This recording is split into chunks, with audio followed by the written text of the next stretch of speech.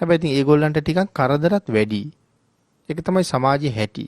ධාර්මිකව ජීවත් වෙන්න යනකොට කරදර වලට මුහුණ පාන්න ලැබෙනවත් වැඩි. සමහර වෙලාවට ඒගොල්ලෝ හිතනවා මේ මෙච්චර හොඳට ජීවත් වෙන්න හදන අපිටනේ මේ සේරම කරදර. අරතරම් පව් කරන අයට එහෙම් බහින රෝගයක්වත් නැහැ. එහෙනම් ඉතින් හොඳට ඉන්නවට වඩා නරකට ඉන්න එක තමයි වටින්නේ කියලා මේගොල්ලොත් හොඳ පැත්ත අතහැරලා අර පැත්තට බැහැ ගන්නවා.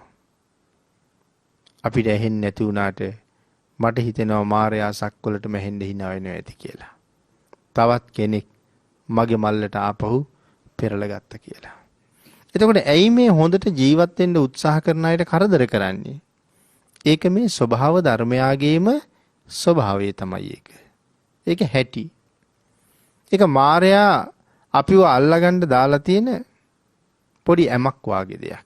ශක්තිය නැති අය, ධෛර්යය නැති අය, වීරිය නැති අය මේ පැත්ත අතහැරලා අර පැත්ත හොඳයි කියලා පරිවර්තනය වෙනවා. මොකද මායයට ඕනේ මේ පැත්තට හරව ගන්නනේ. පාරේ යාචකෙක් විදිහට ජීවත් වෙන්න උනත් මං කවදාවත් මේ පන්සිල් කඩන්නේ නැහැ. වැරදි වැඩ කරන්නේ නැහැ කියලා කෙනෙක් ශක්තිමත් වෙනවා නම් ඒ අයටත් මේ ස්වභාව ධර්මයේ ඊළඟට උදව් කරන්න පටන් ගන්නෙ මෙලොව විතරක් සතුටු කරන්න නෙමෙයි මෙලොව පරලොව දෙකම සතුටු කරවන්න. අපි කරපු පාප කර්මයෙන් කොටසක් මේ ජීවිතේම බොහෝ වෙලාවට විපාක දෙනවා. එහෙම නුනත් අපිට ඒක මරණින් පස්සේ හරි හම්බෙන එක නියතමයි. ඒ නිසා ඒක අපෙන් මැගෑරෙනවා කියන කාරණාවක් ඇත්තේම නැහැ. එහෙම පව් කර කර ඉන්න කාලේ ඒගොල්ලන්ට ඒකේ විපාක ඒ තරම් පේන්නේ නැහැ. නැත්නම් දැන් පව් කරන අය අපිත් ඕන තරම් දකින්නේ. නමුත් ඒ මිනිස්සු එහෙම කරලත් ධනයකුත් හම්බ කරගෙන, ගෙවල් දොරවලුත් හදාගෙන, යාන වාහනත් අරගෙන බොහොම හොඳින් ජීවත් වෙනවා වාගෙත් අපිට පේනවා. මේ කාලයයි හොඳට ජීවත් වෙන්නේ. එයා දන්නේ නැහැ එයාගේ පැත්තට කර්මයේ හේවණල්ල කොහොමද වැටිලා තියෙන්නේ කියලා. උදේට පායන සූර්යයා මධ්‍යාහනයේට ඇවිල්ලා ඊළඟට අස්තංගත වෙන්න පටන් ගන්නවා. සූර්යයා මෙහෙම බැහැගෙන යනවා, හේවණල්ල පෙරදිග පැත්තට ගමන් කරනවා. ආන්ගේ හේවණල්ල යම්සේ ඒ පැත්තට ගමන් කරන්නේද පව් කරන පුද්ගලයා දිහාට ආන්ගේ කර්මයේ හේවණල්ල වැටිලායි තියෙන්නේ. ඔහු හොයාගෙන ඒ හේවණල්ල වේගෙන් එනවා. බේරීමක් නැහැ. පස්සේ කාලේ ඔහු අසනීප වෙන්න පටන් ගන්නවා. ඔහුට අනිවාර්යයෙන්ම මතක් කරනවා මොකද්ද? තමන් කරපු අකුසල්. තමන් කරපු අකුසල් මරණාසන්න වෙලාවේ ඔහුට අනිවාර්යයෙන්ම පෙන්න මතක් කරනවා. එහෙම නැතුව බේරිලා මැරිච්ච කෙනෙක් නැති තරම්. ඒ කියන්නේ අපි කියමු සත්තු මැරුවා කියලා. එහෙනම් ඒ ප්‍රාණඝාත කර්මය මැරෙන්න ඉස්සෙල්ලා ඔහු දකින්නෝමයි. තමන් එදා කරපු දේ මේ ලෙඩ ඇඳේ මරණ මංචකේ ඉඳගෙන දකින්නවා. ඊළඟට කර්ම නිමිත්ත. ඒ සත්තු මරන්න මොනවද පාවිච්චි කිරුවේ? තුවක්කුද? ආන්ගේ උපකරණ ටික දකින්නවා.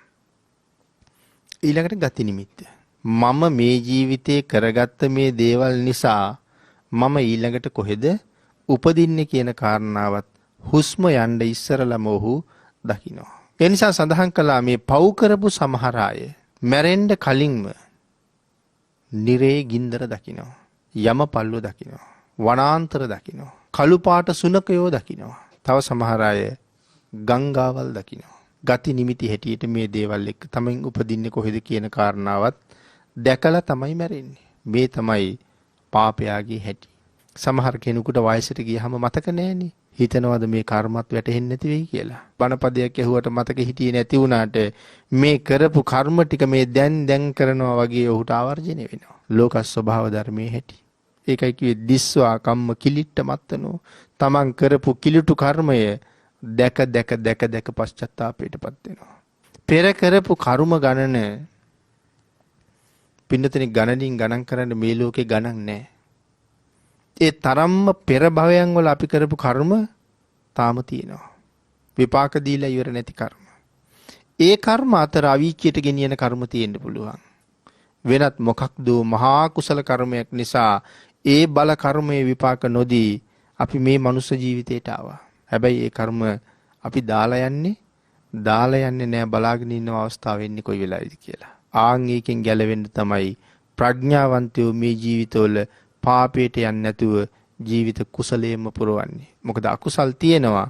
නමුත් ඒගොල්ලන්ට හිසෝසවන්න දෙන්නේ නැතුව හැම වෙලාවෙම කුසල් පැත්තේ බර වැඩි කරගන්නවා. එහෙම ගිහිල්ලා අපිට යම් මොහොතක පුළුවන් වුණොත් සෝවාන් වාගේ මාර්ගඵලයකටවත් ළඟා වෙන්න එහෙම වුණා කියන්නේ සතර අපායෙන් මිදුණා කියන එකයි.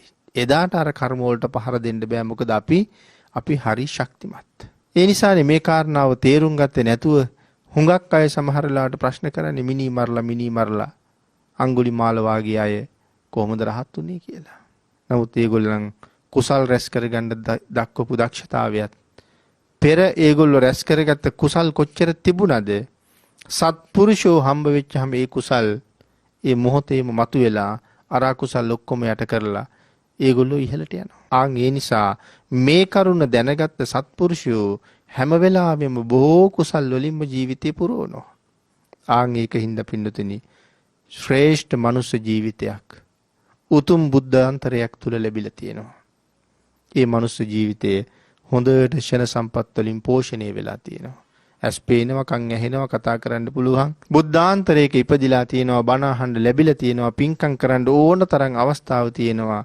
ඒ දේවල් වලින් ප්‍රයෝජන අරගෙන මරණ මංචකේ කඳුළු වෙනුවට සිනහ වෙන්න පුළුවන්කම තිබුණොත් ඔවුන් මේ ලෝකේ හරි ශ්‍රේෂ්ඨ පුජ්‍යලයන් බවට පත් වෙනවා.